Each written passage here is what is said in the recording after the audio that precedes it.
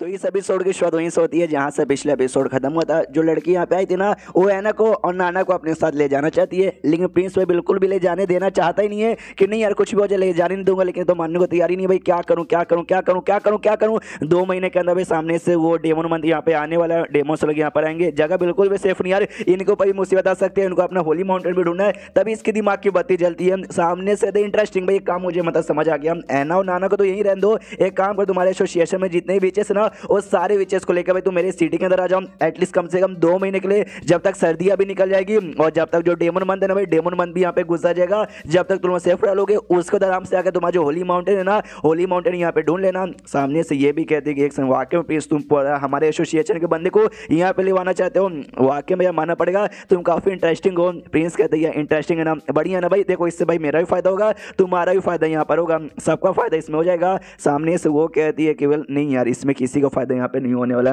सबसे पहले I know आपको विचेस से यहाँ पे डर नहीं लगता, इसलिए आपने ऐसा ऑफर यहाँ पे कर दिया, लेकिन आपके बंदे को तो डर यहाँ पे लगता है ना। चलो बाई चांस मान लो कि यहाँ पे आपके बंदे को नहीं मालूम कि हम लोग यहाँ पे विचेस है, लेकिन कभी कभार गलती से हम लोग एक्सपोज हो गए कि हाँ ये सबके सब यहाँ पे विचेस है, फिर सोचो हमारा क्या हालत होगा। जो होली चर्च के लोग यहाँ पर जो कि सबसे ज्यादा विचेस के खिलाफ होते हैं, वो अपने बंदे को बेच के हमें मरवाना यहाँ पे चालू कर देंगे, समझ गए। प्रिंस मनी मन सोचता है कि वेल जब तक है ना डेमन मंथ का मैं इंतजार कर रहा हूँ, डेमन मंथ जैसे गुजरेगा मैं सबको बताऊंगा कि हाँ भाई मैंने बीच की ही पावर यूज की थी भाई अपनी प्रोटेक्शन करने के लिए, उसके बाद से लोग अच्छा मानने लगेंगे। लेकिन उससे पहले क्या भाई कोई गारंटी यहाँ पे नहीं है, यानी देखा जाए तो ये लड़की बात ठीक ही बोल रही है। सामने से ये भी कहती है हाँ ये तो पहला रीजन यहाँ पे थी, सेकंड मतलब काफी इंपॉर्टेंट रीजन था। मैं ऐना को मैं इसलिए ले जाने चाहती हूँ क्योंकि इसका ना वो वाला उम्र यहाँ पर आने वाला है। जो सुनता ये कहता वो वाला उम्र, भाई कैसा उम्र, कौन सा उम्र। सामने से ये बताती हाँ भाई वो वाला उम्र। देखो यार आपने तो ये तो सुना होगा जो हम विचेस है ना उनको शैतान का रूप माना जाता है, आपको मालूम है ऐसा क्यों हमें कहा जाता है ना। जो मोस्ट ऑफ विचेस यहाँ पे होती है ना, वो विचेस जब डेमन मंथ यहाँ पे आता है ना उसी महीने के आसपास यहाँ पे अवेक करती है,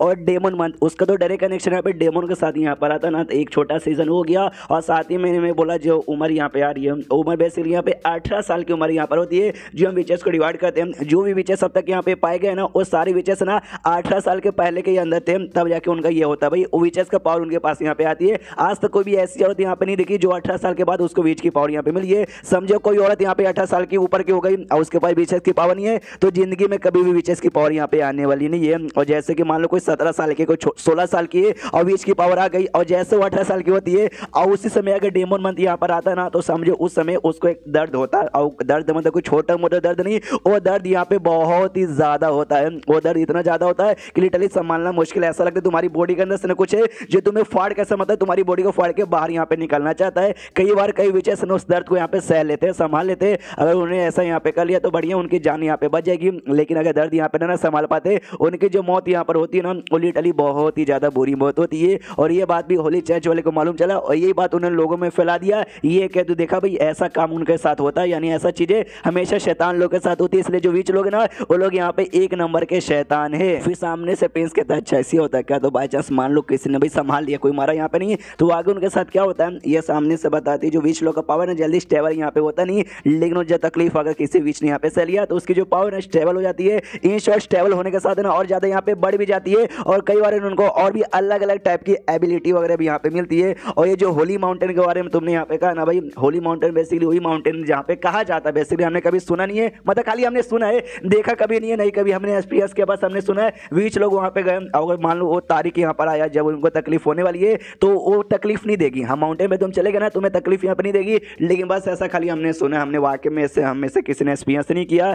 इसलिए अगर ऐना वैना हमारे साथ यहाँ पे आ जाएगी ना, तो अगर हमारे साथ यहाँ पे रहेगी तो उसको भी तकलीफ तो होगी कि भाई हमारे पास होली माउंटेन है नहीं, लेकिन जो तकलीफ है ना वो कम हो सकती है, क्योंकि भाई अगर तुम चोरी चुपके से ना बीच बन के यहाँ पे रहते हो तो तुम्हारे अंदर नेगेटिव फीलिंग यहाँ पे ज्यादा आती है। जितना ज्यादा नेगेटिव फीलिंग होगी उतना ज्यादा भाई तुम्हें वो तकलीफ उस समय होगा। लेकिन अगर हम विचेस के बीच में यहाँ पे रहेगी ना, तब उसको यहाँ पे ऐसा आजादी से रहेगी कि यहाँ पे आसपास सब बीच है, किसी को कोई एतराज नहीं है, हाँ तो उसके अंदर कभी नेगेटिव फीलिंग ज्यादा नहीं रहेगा, जिस चक में मतलब इससे तकलीफ बहुत ही कम होगा। तो ये बात है जैसे हमारा मेकेटा सुनता है ना बनी मन सुनता कि वेल देखो मुझे भी यहाँ पे मदद ही करना है, ऐना का भी और नाना का भी, लेकिन मेरे प्लान के चक्कर में अगर वो लोग यहाँ पर रुके वाकई में उनको तकलीफ हुआ ना यार, तो मतलब यार मुझे कुछ बहुत ज्यादा बुरा लगेगा। इस उस लड़के से कहते कि वेल जो ऐना है ना वो नीचे साइड यहाँ पर होगी, मैं ऐना को बुलाऊंगा, ऐना को तुम सारी बातें सब जान देना, अगर वो तुम्हारे साथ यहाँ पे आने को तैयार है तो ठीक है, तो मैं तुम्हें वाकई में रोकूंगा नहीं। और ये बात नाना का, तो नाना तो मेरे घर में नहीं रहती, वो अपने फैमिली के साथ रहती है, और कल मुझसे मिलने आएगी उस समय तुम मिले ना। जो सुनते लड़की भी कहती हो ओके तुम्हारा शुक्रिया भाई, अच्छा हुआ तुमने मेरी बात बात यहाँ पे सही टाइम पे समझ लिया।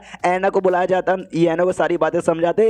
ऐना साफ साफ सामने से मना कर देती है और कहती कि नहीं मैं साथ में नहीं आ रही हूँ। जो सुनते लड़की नाइट गेल कहती भाई ऐसे कैसे यार, देखो मैं मजाक यहाँ पे नहीं करूँ, मैं सीरियस यहाँ पर हूँ। मुझे आइडिया यहाँ पे लग रहा है भाई तुम 17 साल की हो और 2 महीने बाद तुम्हारा 18 साल हो जाएगा और 2 महीने बाद ही डेमन मंथ यहाँ पे चालू होने वाला है। उस समय लिटरली बहुत ही ज्यादा तुम्हें तकलीफ होगी। बाई चांस तुम तकलीफ यहाँ पे नहीं सह पाई, तुम्हारी जान लिटरली जाएगी और बहुत ही बदतर मौत यहाँ पे मरोगी। मेरे साथ एसोसिएशन में वापस यहाँ पे लौटो, मैं लिख के बोलती हूँ या तुम्हें बहुत ही कम तकलीफ होगी और तुम्हारी जान भी यहाँ पे बच जाएगी। सामने से आना तो भी मना कर देती है और कहती कि नहीं। याद है प्रिंस आपने उस समय यहाँ पे क्या बोला था कि मुझे वापस से नाना के साथ जाके अपने टीचर के पास जाके पढ़ाई यहाँ पे करना है, बाकी बच्चों जैसे कि नॉर्मल से जिंदगी यहाँ पे जीनी है।